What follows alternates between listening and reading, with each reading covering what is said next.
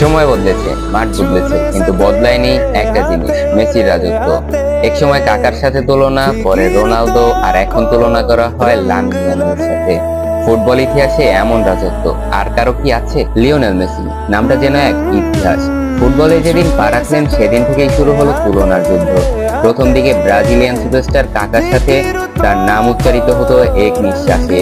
সময় গড়ালো, সেই জায়গায় এলো রোনালদো, নেইমার, এমবাপ্পে। আর এখন তুলনা করা হয় স্প্যানিশ বিস্ময় বালক লামিন ইয়ামালের সাথে। এই এক মেসির ক্যারিয়ারে এমন কোন টুর্নামেন্ট নেই যেখানে তিনি অংশ নিয়েছেন অথচ ট্রফি তোলেননি। Copa America, Olympic gold, La Liga, champions league, বিশ্বকাপ সবই তার ভান্ডারে।